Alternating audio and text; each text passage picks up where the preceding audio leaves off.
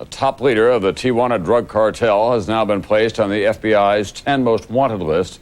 $2 million has been offered for his capture. More now from NBC's George Lewis. The newest face on the most wanted list is 33-year-old Ramon Arellano-Felix, the enforcer for the Tijuana drug cartel, the executioner. The FBI says it's a family affair. Ramon's brothers are also involved. The Arellano-Felix drug cartel, also known as the Tijuana cartel, is considered to be one of the most vicious, ruthless criminal organizations involved in smuggling drugs into the United States. A cartel suspected of a whole string of murders in Mexico and perhaps at least 6 on the U.S. side of the border.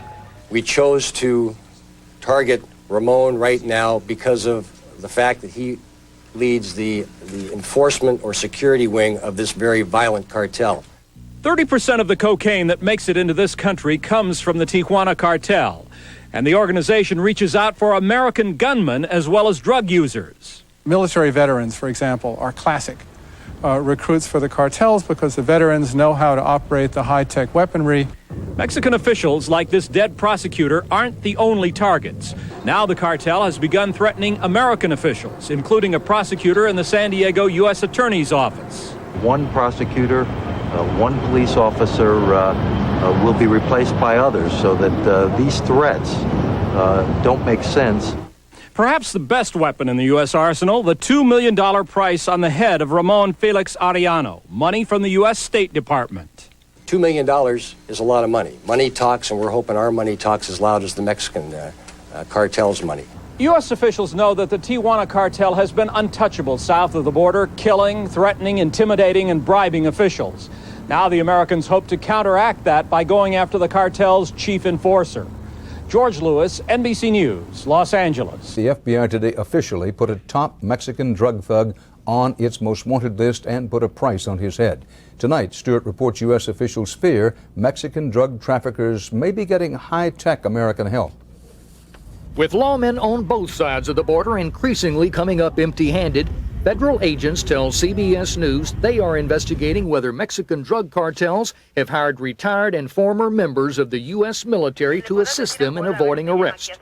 At a press conference today in Washington, FBI Director Louis Freeh and DEA Administrator Tom Constantine repeatedly suggested that the cartels have had sophisticated aid recently in avoiding U.S. electronic eavesdropping. Increasingly, over the last 18 months, we have seen that when the individuals from Mexico are operating in the United States and they are going to be in touch with their bosses in Tijuana and Juarez, those telephone calls have counter surveillance systems, or what we call encryption, to the level where they defeat most of the law enforcement community in the United States.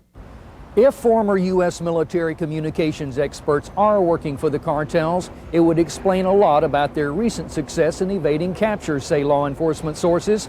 So far, however, no U.S. suspects have been identified, but agents are still looking. At today's news conference, Freeh and Constantine added Ramon Arellano, head of a Tijuana-based cocaine smuggling gang, to the Bureau's 10 most wanted list and announced a $2 million reward for his capture. It marks a major escalation of U.S. drug-fighting efforts, but until the Bureau can break the gang's sudden technological advantage, it may not change things. Without the ability to gain access to the encrypted conversations of these types of cartels, we will be at an extreme disadvantage in the fight against the drug war. A war, the Bureau said, that has turned extremely violent, with law enforcement officers and prosecutors now the drug lord's target of choice. Jim Stewart, CBS News at the FBI. With Dan Rather reporting from CBS News headquarters in New York. Good evening. There is breaking news tonight on 2 law enforcement fronts. The U.S. government is declaring war against some murderous drug thugs and success in the hunt for millions missing from the biggest armored car heist in U.S. history. First, CBS News has been told of an unprecedented effort to reach beyond the U.S. border to try to grab some of the outlaws who bring illegal drugs and a wake of violence into our country. CBS News correspondent Jim Stewart, along with senior investigative producer Lowell Bergman, report details of an assault on a Mexican cartel that signals a whole new battle plan in the war on drugs. Alarmed by the growing violence and worried that their tactics are spreading northward, The Justice Department is expected to announce what amounts to a declaration of war next week against one of Mexico's leading drug gangs. Sources tell CBS News Attorney General Janet Reno will disclose indictments against a top leader of the Arellano-Felix drug family in Tijuana, considered the most violent of all Mexican gangs, and that the FBI will follow by adding the gang leader to its 10 most wanted list. In addition, the State Department has approved a $2 million reward for his capture, and a toll-free number will be established in Mexico for informants. In an earlier interview with CBS, FBI Deputy Director Bill Esposito warned that the Arellanos have become a major threat. This is a very powerful organization. It's a very dangerous, very violent organization that have been responsible, we think, for numerous killings of law enforcement officials. Cop killing, in fact, has become the gang's trademark. They are believed responsible for the slaying of 8 top Mexican police commanders and prosecutors, including Tijuana's top policeman, as well as that of Roman Catholic Cardinal Juan Jesus Posadas Ocampo, who was caught by accident in the middle of a shootout between the Arellanos and a rival gang 4 years ago. FBI officials were especially stunned when they saw this taped interrogation of an Arellano associate who said the Cardinal's death came at the hands of assassins hired in the United States. They went following after a car, the man is saying, and it was the Cardinal. They didn't know they were from San Diego. They were idiots and drug addicts. The Arellanos now dominate the drug market in the Tijuana border area, say investigators, and account for up to 40% of all cocaine entering the United States. It's one thing when we talk about the Colombian cartels, for example, who are, several hours away by plane. This is a group that can walk into the United States and often has. The Arellanos are believed responsible for the murder of 200 people overall, and to stress the importance of this case, the FBI is expected to organize a special task force of FBI, DEA, and elite Mexican police whose job will be to track the Arellanos down and capture them. Dan? Thanks. A resort town in Mexico, just a 90-minute drive from San Diego, was the scene of a horrific crime today. Men, women, children, and even a baby were among a score of people gunned down in a massacre apparently drug-related in a Juarez to Tijuana connection. I caution you that the pictures reflect the horror of the crime. CBS's Bill Whitaker reports. This was shocking even in a nation numbed by drug violence. Early this morning, south of Tijuana, 21 people, including women and children, were dragged from their beds by unidentified gunmen and massacred. 3 survived. Authorities believe some victims had ties to the brutal Tijuana drug cartel.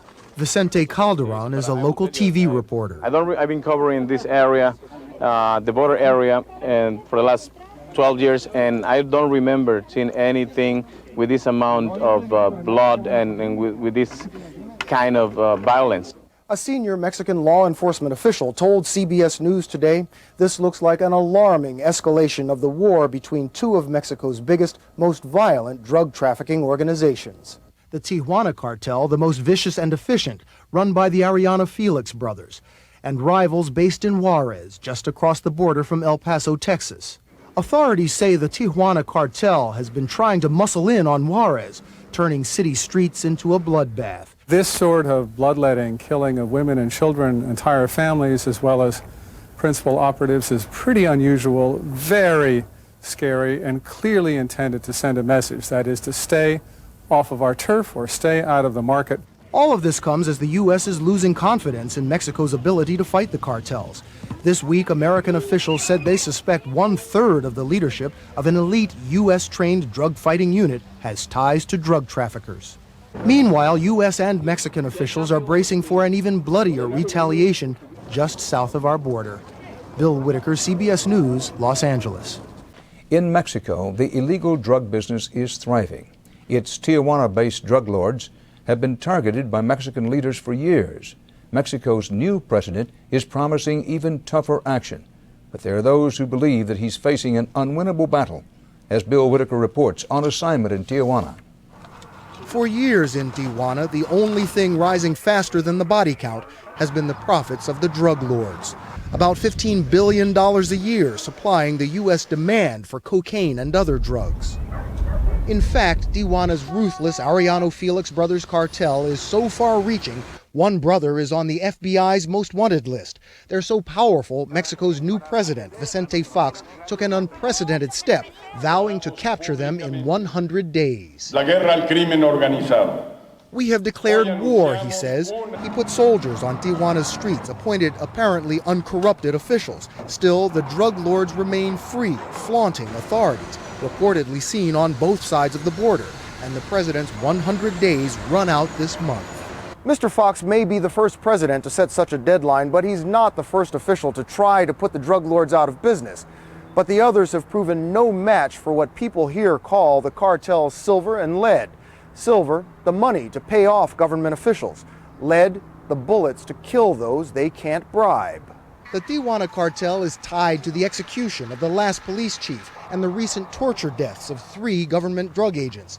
The day after Mr. Fox announced his crackdown, a drug lord in a neighboring state walked out of a maximum security prison, allegedly bribing prison officials. This is not a fair fight. Observers say the cartels earn almost $50 billion a year, are better armed and financed than the government. A study several years ago showed that the estimated bribery budget of the collected cartels, 5 at the time, was about $500 million a year. The total budget of the Attorney General's office in Mexico City for the country was $200 million a year. They have lawyers, they have doctors, they have accountants, they have engineers. Journalist Jorge Cornejo has gotten death threats for writing about the drug lords. He says President Fox has one 6-year term to kill the cancer-like cartels. It's a new president working with the old same system, with the old same bureaucrats, with the old same corrupt officers. It's going to take more than 6 years to change things here. He said in 100 days. Not even 100 years, I think, but we have to hope. American officials hope President Fox has the solution too. But how many more tons of drugs, how much more violence and corruption before hope on both sides of the border turns to hopelessness? On assignment, I'm Bill Whitaker in Tijuana, Mexico. Major news tonight in the war on drugs. Francisco Javier Arellano, who heads one of the major drug cartels in Mexico, went deep-sea fishing off the Baja Peninsula and managed to get himself caught by the U.S. Coast Guard. Bill Whitaker's in California and has the story. He was one of U.S. law enforcement's most wanted criminals, 37-year-old Javier Arellano-Felix, one of the most ruthless of the Tijuana-based Arellano-Felix cartel, picked up Monday by the U.S. Coast Guard in international waters off the Baja Peninsula. This guy happens to be one of the 45 most notorious, most wanted drug traffickers in the world. So this is not your average arrest. He was the enforcer for the gang named after and run by his family, notorious for murder, kidnapping, and torture. Authorities believe he ordered the decapitation of 3 men, 2 of them police, just south of Tijuana this summer. Had his gunmen kill this investigative reporter for a Tijuana paper. The U.S. had indicted the gang, including Javier, for murder, conspiracy, racketeering, money laundering. Today, we've got this brutal organization in a chokehold, and we are not letting up. Then Braun added, "We feel like we've taken the head off the snake here." If so, it's a many-headed snake. 3 years ago, one brother was killed by police, another arrested. Another already was in jail. But this snake keeps spreading its poison. It built this mega tunnel under the U.S.-Mexico border and under the nose of authorities. A 3-year turf war with other cartels has taken thousands of lives. Recently, Mexican authorities told us lopping off the head won't kill the organization. The other members who are next in line, they all want to be the top gun. They want to be the ones who lead that effort in organized crime. In fact, one of the sisters has stepped up to run the cartel in recent years. As for Javier, he's being brought to San Diego to go before a U.S. federal judge tomorrow. Bob? Thank you very much, Bill. The U.S. Justice Department announced today the arrest of a top Mexican drug lord. Francisco Javier Arellano-Felix was captured Monday by the Coast Guard deep-sea fishing off the Mexican coast. He's the alleged leader of one of Mexico's 3 largest drug cartels. The gang is believed to specialize in digging elaborate smuggling tunnels under the U.S. border.